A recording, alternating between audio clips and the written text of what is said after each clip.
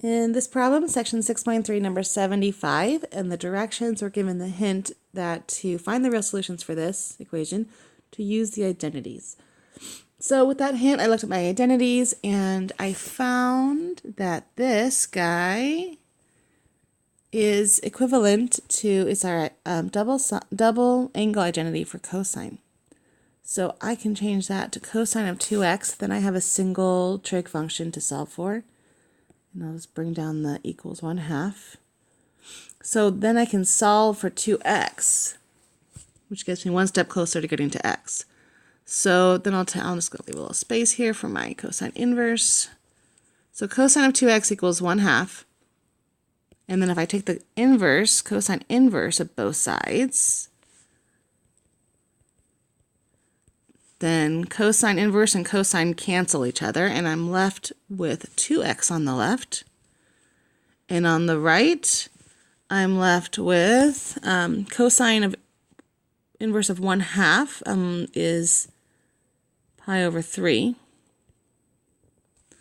But I'm looking for all real solutions, which means I got to first look at the whole unit circle, not just the range of the cosine inverse. So the other point on the unit circle where cosine is 1/2 is 5 pi over 3. So another possibility in all real solutions is 5 pi over 3. That actually gives us both solutions for 2x on the unit circle, or between 0 and 2 pi. But again, I'm looking for all real solutions, so that means it's going to repeat every 2 pi. Cosine has a period of 2 pi, so it repeats every 2 pi. So every multiple, I'm going to do this in green, 2 of 2 pi. So k could be negative or positive. It's an integer. So that says adding 2 pi k is the same as saying plus or minus any multiple of 2 pi. All right, I'm going to just move this over here to make a blue equation for us. So we have two possible solutions, one in green and one in blue.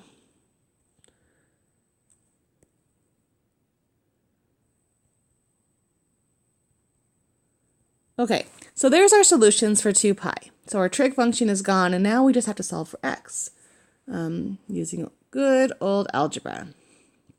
So I'll do the equation in blue one first.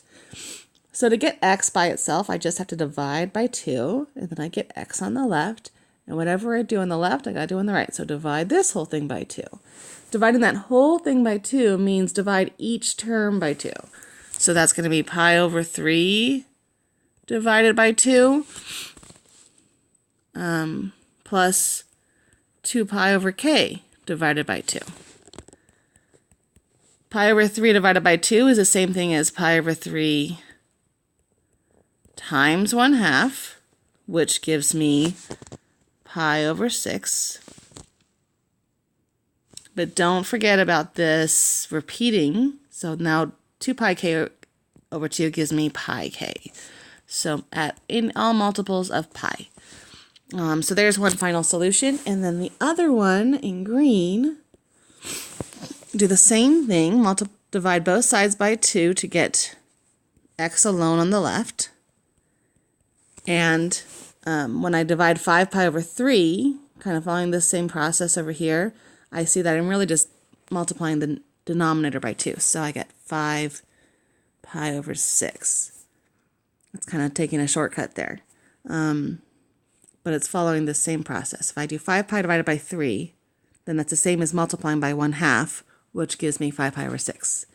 And then the other term, the 2 pi over k, gives me, divided by 2, gives me this. So there is my two possible solutions for x.